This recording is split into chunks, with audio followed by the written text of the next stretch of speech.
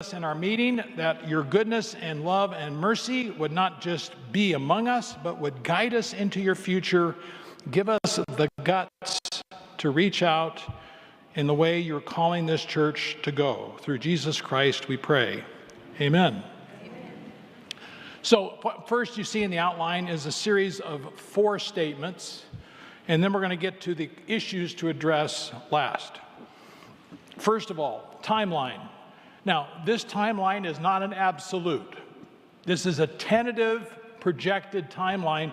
Given my experience, this is my 6th interim job. So this is not my first rodeo, although you are a bigger bull than everything I've ridden before, okay? Talk about that later. So, every interim is a period of recognizing orientation, disorientation, and reorientation. Those are 3 terms come up with from a Presbyterian theologian by the name of Walter Brueggemann, who said that the entire Bible is written around orientation, disorientation, and reorientation. And every change that happens is around that. We are comfortable with a certain kind of life, orientation. Something happens to upset that, disorientation, and now we've got to do something new to deal with it. Orientation, disorientation, reorientation. Okay, I don't think it's any surprise to you that this church was kind of cruising along with the 22-year pastor, Ross Purdy, and suddenly he disappeared. He went to La Cañada. And there's all sorts of stuff about feelings about that. That's part of the disorientation. It's the loss, it's the frustration, it's the anxiety, it's the fear, it's the wonderment, it's all that stuff. Life isn't what it used to be. And then you call a guy by the name of Eisnogel to come and be an interim pastor, and you say, who is he? And what is he about? Disorientation. Here's reorientation. We're getting to know each other. We're going to learn some new patterns, some new ways of talking about the church, and a new sense of the future. We are getting reoriented to what God is calling First Pres Burbank to be in the next 20 years. Let me summarize it this way. The future will not look much like the past. That's very difficult, isn't it? Because we want to recreate the past. I've yet to see a church able to recreate the past. And so this will buck up against all of our instincts, which is, I wish things could be the way they used to be. They're not. And so part of my job is to name the reality of the way things are and what could be in our future. Now, I'm going to give you a chance to ask some questions when I'm done with this presentation so that we can have some interaction. We'll even give you a microphone if you take just a moment to ask a question. My job is to help build trust and relationships between us and between the new staff that's coming. By the way, we have some old staff that are still with us. We have a number of new staff people that are coming, and you just met one of them today. It's Cinnamon. She's not the last new staff person we're going to say hello to. Okay? There will be a need to reorganize the staff, new job descriptions, new ways of thinking about what kind of ministries we're doing. The staff will not look like the staff when Ross was here. By the way, I'm nothing negative towards Ross. This is not in any way a negative about Ross or about the church's past. This is simply saying life is different. Okay? We are looking at, or I'm looking at right now, the places where there's a lot of fog or frustration. And that takes some time to figure out who is in the fog and who is in the frustration and how do we help them to work it through. So let me say this as clear as I can. If you have frustrations or you have confusions, do not hesitate to email me or talk to me when you can get a hold of me here on Sunday morning or in the office. I am very willing to talk with you about anything that you have a question regarding. I want you to know everything you need to know. And sometimes you ask the questions that I haven't even asked yet. That's really good, because I need you to be able to ask the questions like today. One of my jobs here is to assess where we're at and where we should go. Now, I'm not here to dictate to you where we should go, but I am here to try to lead you to where I think it might be helpful to consider going. So understand the difference. I'm not here to tell you what to do. I'm here to try to help our elders and you understand what might be possible. There are moments where we need to have some healing and recovery here, because some people are hurting. I've already had a number of conversations with people that are hurting or in pain about the transition. I'm sure I'm going to have some more of those. Changes are painful. It can cause deep grief. It can even cause anger and a sense of, I'm out of here. There's three great reactions to change. I'm going to be frozen. I'm going to flee. I'm going to get out of here, or I'm going to fight. Hell no, I'm not going to accept this. I'm going to fight to change it. And those three reactions are typical to anybody who's in a transition. If you lose a spouse, if you lose a pastor, if you have to move someplace new, if you have a new job and you're losing an old job, these are all normal experiences. And by the way, in the middle of all that is what we learned in this reading. They worshiped him and some doubted. And I've said this already, I'll say it a million times.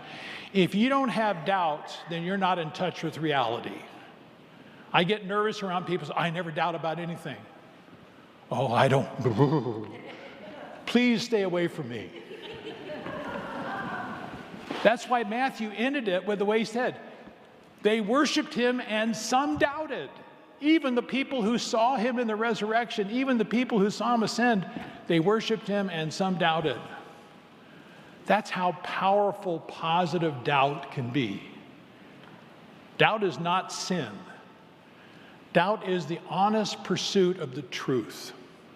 And sometimes it takes a while. So if you have doubts about this, God bless you, all right? We are in a financially difficult place. I will spend more time about this. Our future is not financially solvent. Our present is not financially solvent. Unless one of you would like to write a check for $1 million, and I'd be happy to accept it on behalf of our Lord, and have us, that would stabilize our next 3 years. But I don't know anybody who's probably going to write the check for $1 million, and so we have a big challenge about our finances here from the get-go. So the first 6 months, that is the time I came, which was at the very end of March, until September. This is what I'm going to be working on. Number 2, for the next 6 months, we will be doing the preparation process to look for what does it mean to do a pastoral search. That means I'll be working with you and the session particularly about what it means to vision the future. I'm going to give you a little hint of that today. We're going to look more deeply at the Burbank demographics around us, and the requirement of our presbytery is we do a mission study, and that is a plan that not only looks at the demographics, the abilities of the church to do ministry, but what are the specific things we want to accomplish. Now, here's an important thing to get right. The plan precedes the pastor. We don't wait for a new pastor to give us a new plan, because you know how long that would take? 3 to 5 years. This church doesn't have 3 to 5 years. We need to do the plan now and call a pastor to the new plan. That means we have some work to do in the meantime. So, we have an ongoing process of settling staff stability and alignment. And in the meantime, we're going to do some significant evangelism experiments. What is the number one ministry need of this church in this neighborhood? Reach out, reach out, reach out to the real people here, because this neighborhood doesn't look like who we are in this church, does it? That's why I'm giving you the demographics. The neighborhood actually looks much different than who we are in this church, which means we have to change to reach out to the neighborhood. And I don't know about you, but change makes me nervous, right? Because I really don't want to do that. I want things to be the way they used to be. Not going to happen. We need to find a way to balance the budget, and we'll talk more about that. One of the ways we're doing that is we're renting the facility, but another way we're doing it is I plan on rob a couple of banks. Hope, you know, I'm kidding, of course. But I have considered buying a printing press and see if we just can't print the money, okay? We need to find a way to balance the budget. Now, let me say this as clear as I can. We are at a point where saving money will not get us into the future. This is the rainy day that if we don't spend the money the right way, we don't have a future. So if you think, well, let's just save the money. There are thousands of Presbyterian churches in the United States that are dying because they're giving themselves to saving money to the last dollar until they go on hospice and die. That is not our way to the future. We're going to have to spend the money carefully and wisely and diligently and strategically if we want to have a future. Now, here's the thing that's hidden behind the scenes, and you may know about it, you may not know about it. There's a church about a mile away. It's called the Grandview Presbyterian Church. It's also in our presbytery. It's PCUSA, denomination like us, and it is down to about 20 members. It's got a facility, and the question has come up several times between this church and that church, do we have a future together? And that question's got to continue to be asked. And I've already met with their session, and they said, yes, we do think we have a future together, but we aren't ready to talk. So here's my quick point, and I'll say it to them like I'm saying it to you. We have about 2 years to talk, and then it's too late. And I don't mean just talk, to have a serious partnership. And so we're running out of time, whether that could work or not. Yes? Does Grandview still have its children's? Grandview still has a preschool. Yes. It does have a preschool, and that's one of the reasons why it is self-existing. They base a lot of their existence on their preschool ministry. It's still under the session's influence and control. However, let me say this. I've never seen a church prosper into the future on the basis of a preschool. No, I understand. Right. There used to be 5 different congregations. Yes, there still are. But I'm not here to talk about Grandview. Let me just say Grandview is on the radar. And there may be a go and it may not be a go in our conversations, but I'm just putting it out there. We don't have a solution, we don't have a plan, it's just there for a potential conversation. Now, if Grandview is in play, here's the extra piece to this trajectory. If Grandview is in play, it's going to take an extra year to do the interim. If Grandview is not in play, then we have one less year. So I want to let you know that. So the interim period will probably be 2 years. But if Grandview is in play for a serious conversation around partnership, it will be 3 years. And we won't know yet. All right? You can ask questions in a minute. So, the last section. From April of 2024 to June of 2025, we elect a pastor nominating committee. They do a search for a new pastor. We have a year or more of functional stability, which means we've gotten through all of the grief and the pain and the transition. We have stabilized a new ministry form and a plan, and we then call a pastor to that functional stability. We have regular outreach events and sustained patterns of outreach to the neighborhood, and hopefully we are experiencing growth as a church. I do not want to leave here until we are experiencing growth as a congregation. I was not brought here to bury this church. I am not a hospice specialist. I am a person who says, let's get on with life. God has a future. Let's find out what that is, and let's participate with everything we got to make it happen. Amen. All right? So if you're looking for somebody to hold your hand while you're dying, I can do that, but that's not my expertise. Okay? Then, we will be ready for a new pastor. So let me say this again. We're going to call the new pastor to a new vision for the church's future, because we need the new pastor to lead us into that new place, not to recreate an old place. And hopefully we have a new pastor present. If Grandview is not in view by 2025, if Grandview is in view, then by 2026. And my final point is, God help us, because we are really in a very challenging place. But I'm optimistic. I'm really optimistic about this congregation. I've been here long enough to know that most of you are pretty fearless when it comes to taking on stuff. You may have some doubts or some concerns, but you're willing to go there. Some of us may not be ready yet. We'll work on you, okay? Now, I want to take on the big issues just for a moment. There's a list of 10 here. I've already mentioned finances are our biggest one immediately. We've got to figure out a way to balance the budget. Right now, we have a budget that is about $150,000 short of balance. We're going to borrow $150,000 from ourselves to make this year ministry budget work. And if you say, well, let's cut the budget, then I'm going to say to you, and this is my broken record, then cut your future. Because churches don't grow without the right staff, the right leadership to help them to grow. It's not a magical, automatic thing. Churches don't grow just because you call a new pastor.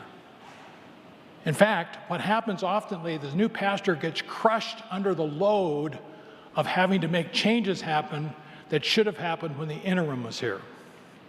So my primary job is to bring about the change so the next pastor can lead the new church. And if I don't, it'll crush the next pastor. You can tell I'm shy about saying things the way I believe. We are looking at a staff redevelopment process.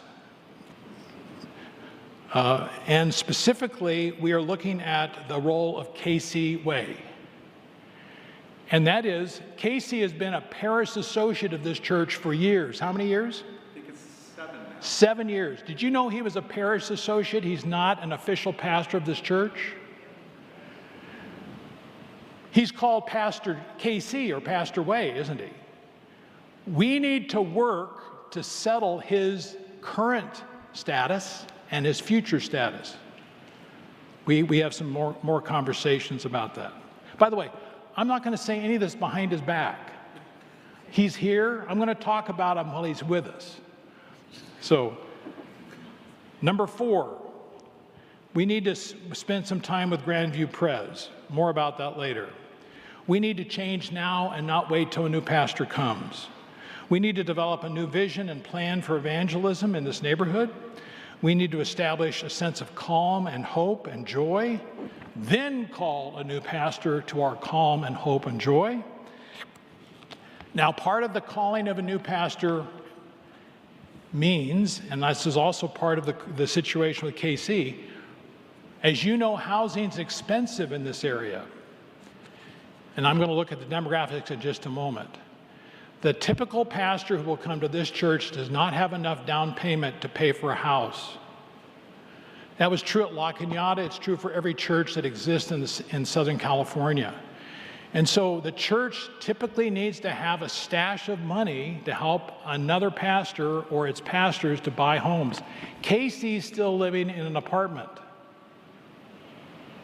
This is a big question for the church's future in calling anybody to pastoral responsibility here. What about the cost of homes? I don't have a solution, but I know it's an issue. We need and are working on maximizing the rental space of this church, but here's the delicate balance. We don't want to rent space that we're going to need for ministry outreach. And so we could rent the entire facility and have no space to do ministry. That's not helpful. And so we have to find a balance between rentals and making some income on rentals and having enough space and energy to be able to do outreach to the community. And finally, this church does not have a future without serious evangelism success. I'm not talking about going door to door and knocking on all the doors in the neighborhood, although if you want to do that, I'd be happy to support you to do that. But I'm talking about plans to bring the neighborhood to us and for us to go out into the neighborhood.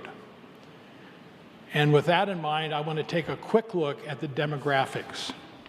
So take the demographic, and then we'll have time to ask questions. What Carolyn Jackson has given for us is a rendition of where the church is. That's the center of the circle, and the surrounding neighborhood. Now, we know that our surrounding neighborhood is a lot of mountains, right? There's not a lot of evangelism we can do there up in those hills. And so the evangelism is where the people really live, in proximity to the church.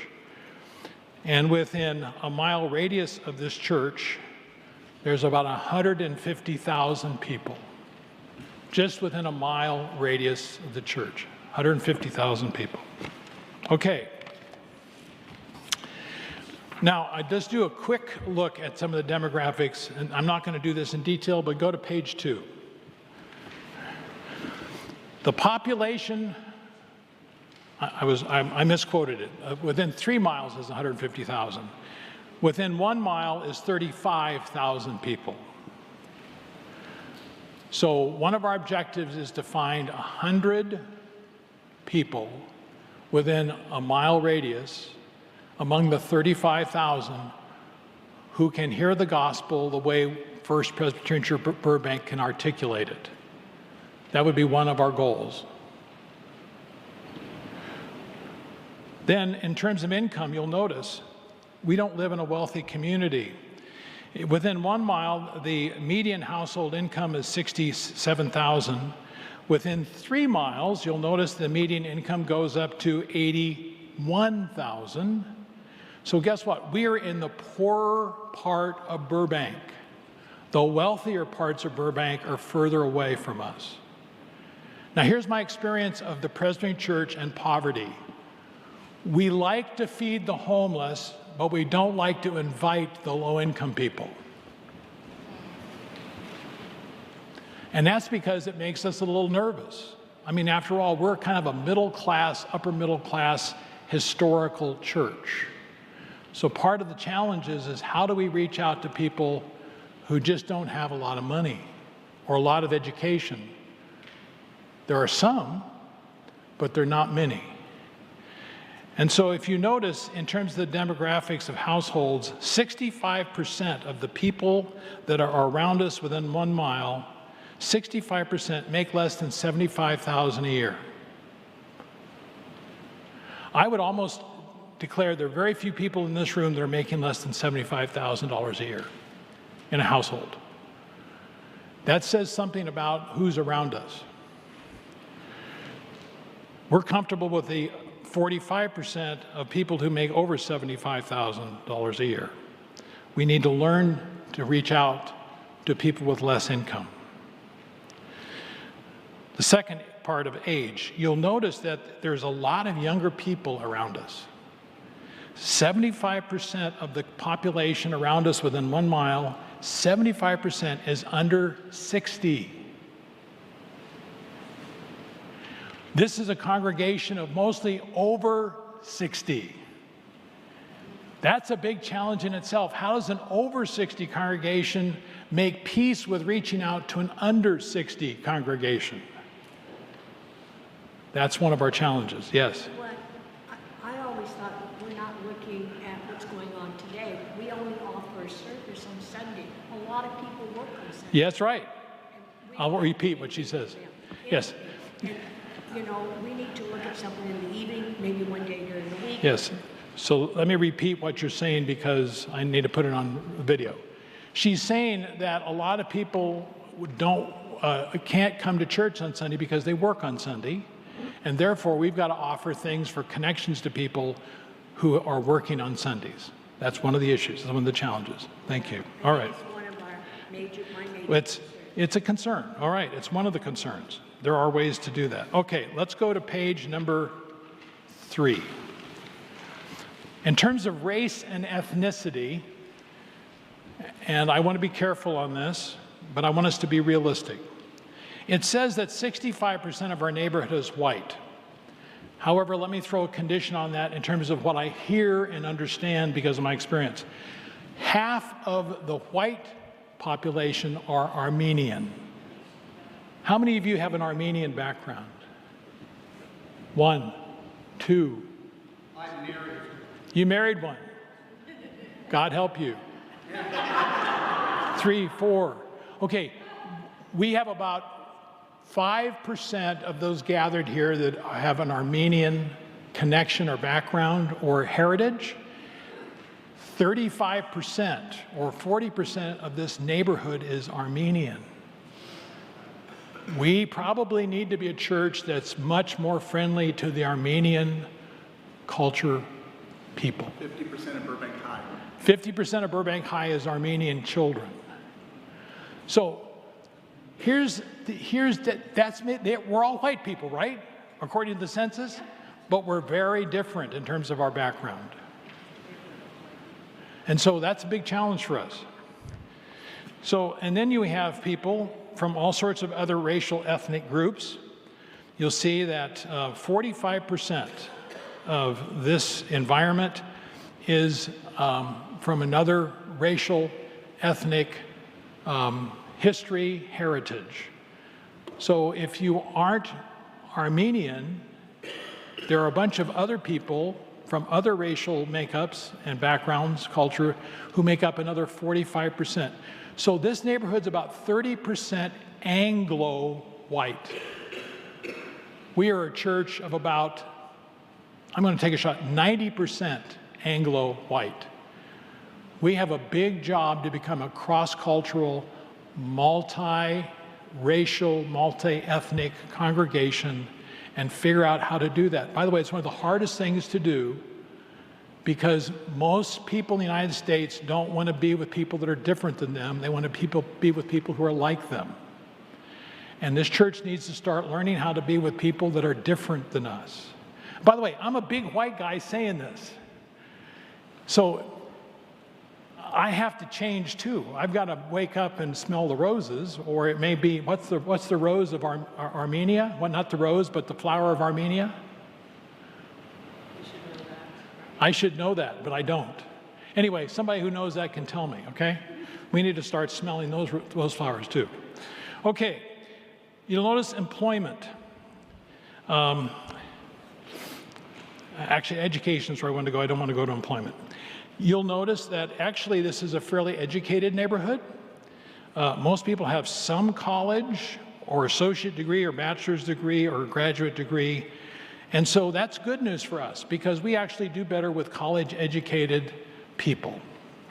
That's our history of being Presbyterian. So there's some good news in all that. Okay, I'm going to go to page 4. Let's look at the family households. In this community around us, 15,000 households, or 14.5, and 58% are family households, and of those, there are 41% that actually have a couple. By the way, that's couple as in, there are many ways to look at a couple these days. They could be married, not married, it could be gay, it could be straight. There are a lot of couples here, but they aren't typical couples to the history of what we may be experiencing in life. So the other thing we want to see is that in terms of housing units, 72% of the people around us and within a mile rent their homes. 72%. What does that tell you about their economic wealth? They don't have a lot of economic wealth, they must rent. That's the reality of the people around us.